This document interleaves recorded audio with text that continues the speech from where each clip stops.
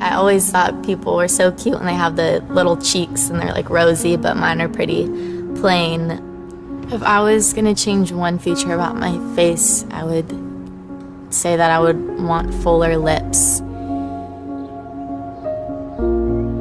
I'm definitely a person that looks tired when I'm tired, and when people say that, I immediately am like, oh man. I'm starting to already get little crow's feet and stuff, which like my mom has, so yeah. I'm a forensic artist. I was trained at the FBI Academy in 1993 in composite art. Worked for the San Jose Police Department as the police artist from 1995 to 2011. We didn't really know what we were doing, so that was nerve-wracking for everyone.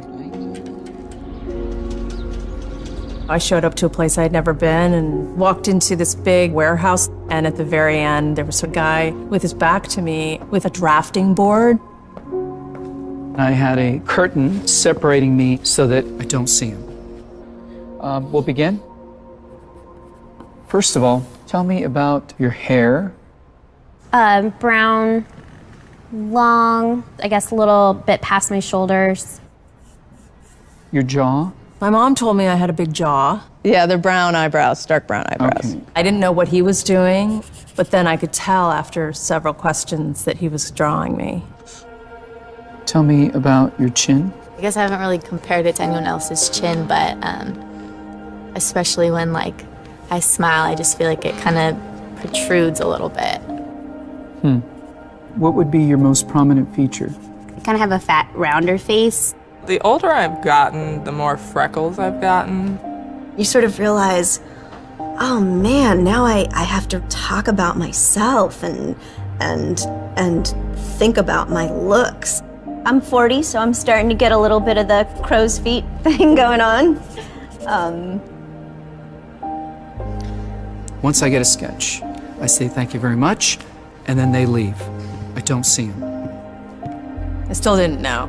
All I had been told before the sketch was to get friendly with this other woman, Chloe. Today I'm going to ask you some questions about a person you met earlier, and I'm going to ask you some general questions about their face. She was thin, so you could see her cheekbones. And her chin was a nice, thin chin. The women were really critical about moles or scars or things like that, and yet they were describing just a normal, beautiful person. She had nice eyes. They lit up when she spoke and were very expressive. The length of the nose, what is that like? Short. Short. Yeah, cute nose. Her face was fairly thin. She had blue eyes, very nice blue eyes. Okay.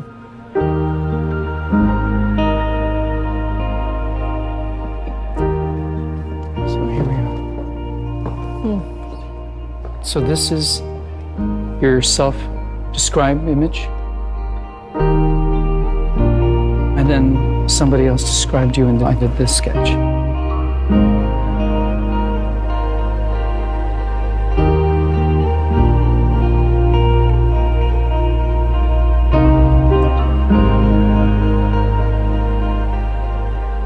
I have this whole thing about having dark circles and crow's feet around my eyes, and that was not part of the sketch at all that the stranger did. The stranger's was a little more like gentle.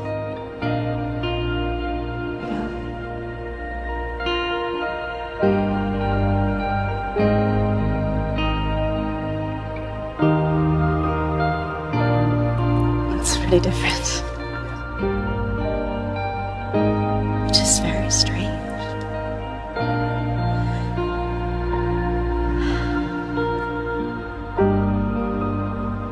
She looks closed off and fatter. She just looks kind of shut down. Sadder, too. The second one is more beautiful. You think they're catching more of that from you? Yeah. She looks more open and friendly and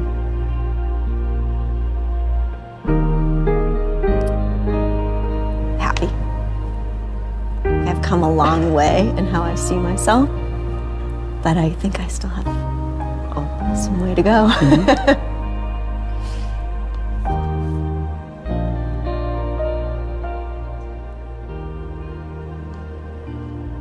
I have some work to do on myself. Do you think you're more beautiful than you say? Yeah. Yeah.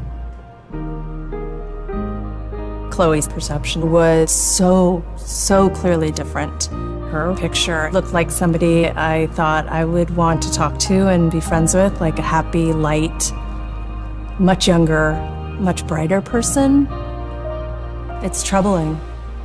I should be more grateful of my natural beauty. It impacts the choices and the friends that we make, the jobs we apply for, how we treat our children. It impacts everything. It couldn't be more critical to your happiness. Our self-perceptions are generally kind of harsh and unbecoming when really that's not how the world sees us. We spend a lot of time as women analyzing and trying to fix the things that aren't quite right, and we should spend more time appreciating the things that we do like.